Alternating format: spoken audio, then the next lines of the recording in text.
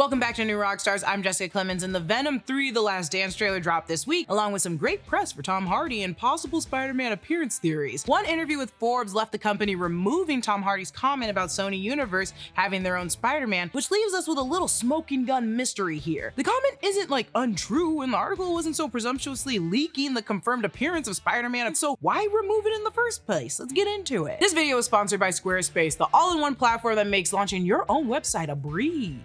And as a quick reminder to check out nerdriot.shop, where you can always find the latest and greatest in New Rockstars merch. Gear up for the biggest movie of the summer. You know what I'm talking about. Deadpool and Wolverine, or show your love for the Force for some Star Wars inspired merch. The Acolyte is here! Grabbing some merch from nerdriot.shop is a great way to support the channel and all the work that we do here breaking down all these properties for you each and every week. So get into it. Forbes' Jeff Conway released an article on June 3rd titled Tom Hardy shares new details about Venom The Last Dance. In this article, Tom Hardy mentions Marvel Universe under Kevin Feige's management is doing so well. Spider-Man has gone to Feige's camp at Marvel. To me and Kelly, it's so important to pour in everything that we can to build on that opportunity. What was removed was a comment where Hardy says Spider-Man has gone to Feige's camp at Marvel. We have one at Sony. For those of you who don't know, Sony Pictures has owned the rights to Spider-Man and some of its associated characters for years now, and they have a deal with Marvel that allows them to use Spider-Man, so you'll always see that in association with Marvel before their movies. This war has been running and going on for a very long time, and Sony will never give up Spider-Man. However, in this interview, allegedly, Sony had Forbes remove the quote. Simply, it could be as manageable as Marvel has a plan for Spider-Man and doesn't want the fans to misconstrue Hardy's mentioning of both, or that simply it made fans believe there's a Spider-Man featured in this movie, and I'm just gonna get into all of it. The interview concludes with Hardy mentioning how they have to take big swings for the last one. He also mentions how Sony has their own Spider-Man, so disregarding Tom Holland's Spider-Man, could this highlight our fan-long theory that Venom is connected to Andrew Garfield's Spider-Man? Not only is that a big swing, but technically the Sonyverse hasn't revealed their Spider-Man yet. In Morbius, some alluded to Spider-Man in the trailer, which was removed from the movie. And Madam Web, Mary is pregnant and gives birth off screen, and we still don't know if it's Peter beyond the naming during the baby shower. Plus, Tom Holland is too young for that timeline, and it's too late for Maguire and Garfield, though Andrew could still exist in the Venomverse if Madam Web takes place in a different universe, which it must be because where are they during every event that has already happened? So having 3 movies and 0 appearances by Spider-Man feels strange, right? Hardy saying we have one at Sony could be connected to the notion they refer to Garfield as the most recent Sony Spider-Man. In the trailer, we see the return of Dr. Connors from The Amazing Spider-Man. However, he's completely different in appearance from the character we saw before. Yet, if Eddie was sent back to his universe at a different time and there's some form of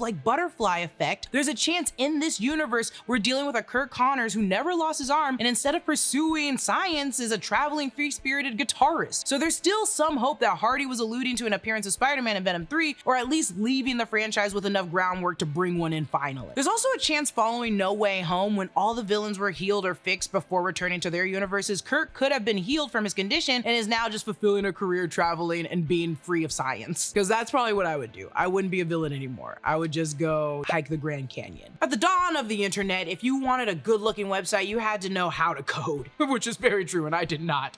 It was truly the dark ages, but now it's easier than ever to make your own website and make it look great thanks to Squarespace. Squarespace is an all-in-one platform that provides you with everything you need to do whatever you need with your website. For instance, Squarespace makes it easy to sell merch. You can design your products, then save time and money by letting Squarespace handle production, inventory, and shipping. And if you're selling any other kind of physical goods, digital goods, or even a service, Squarespace makes it easy to build your storefront and grow your business. Squarespace has a massive asset library with everything you could possibly need, whether you're building your first website or polishing up one you've already got. Squarespace makes it super easy to customize your look, update content, add features, and make your website work exactly the way you want it to. Just head to squarespace.com for a free trial, and when you're ready to launch, go to squarespace.com/newrockstars to save 10% off your first purchase of a website or a domain. Regarding money though, Garfield and Maguire's return to Spider-Man's costumes was well received by fans and critics 3 years ago, so bringing him back would surely bring in a lot more money. When you say Spider-Man has gone to Feige's camp at Marvel, we have one at Sony, in the present tense, it's hard to not acknowledge the critically acclaimed Spider-Man Miles Morales, whose movie has already shared a cameo with Miss Chen in Across the Spider-Verse. That cements it's in a different universe, sure, but the Venom trailer shows us that the variant worlds are possible. Miles can also jump to different universes with that watch. Saying Spider-Man has gone to Feige's camp at Marvel and we have one at Sony also broken down just means Holland's with the MCU and we have Miles Morales. And I think a big fun swing and takeaway, instead of believing it's a made-up mysterious Spider-Man that can enter the Sonyverse, what if it's a Spider-Man we've already seen in Across the Spider-Verse? What if the Venomverse is home to Gwen or Hobie or one of the many others? That way his line of "we have one at at Sony could be any of the acclaimed Spider-Man in the Miles Spider-Verse. Will I really think the surprise cameo Spider-Man in Venom 3 will be Miles? No, because our Miles already has a family and already has a universe. We need a new Miles, which would probably show up as a mid or post-credit scene. There's also a possibility that Marvel and Sony are hiding the bridging of a possible Venom appearance in the MCU, maybe during Secret Wars. As Sony's highest-ranking live-action Sony Spider-Verse movie, it's well received by fans and making money. It's not completely insane to think they might be ready to bring him into the MCU for a minute and actually interact with the Peter Parker he licked the screen all about. This statement, like I mentioned earlier, allegedly Sony had removed. That's the bizarre part. It wasn't retracted, it was just secretly removed. Based off Tom Hardy's quote, the business between Sony and Marvel and Spider-Man goes a lot deeper than Feige has Spider-Man and we do too now. I think the statement was just a slip of the phrase during an interview that has now gone wildly viral. From 1977 to 1999, Spider-Man belonged to Marvel. Sony bought it for $7 million. $7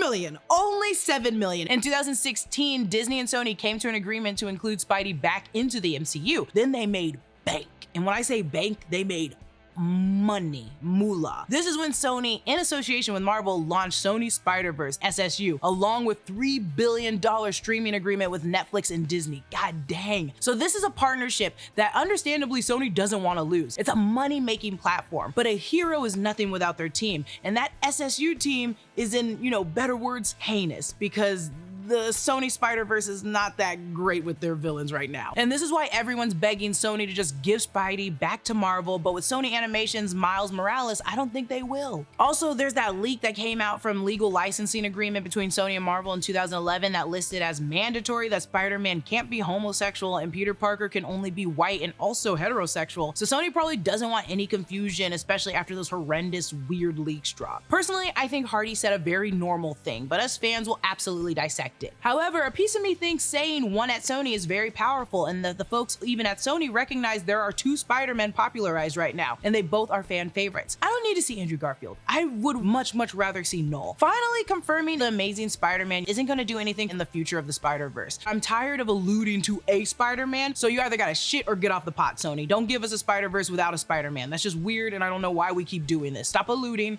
just give us one. Or don't give us one at all. Give me Noel. Don't even call it the Sony Spider-Verse. Call it something else, or at least for the live action. You can keep the animation. I love Miles Morales. And that's it on my harassment of Sony to get a new Spider-Man, or just to stop saying they're gonna bring Spider-Man and never bring him here. Follow me on Instagram and Twitter at Lulu_Clemons. Follow New Rockstars, subscribe to New Rockstars for more analysis of everything you love. Thanks for watching, and I'll see you guys later.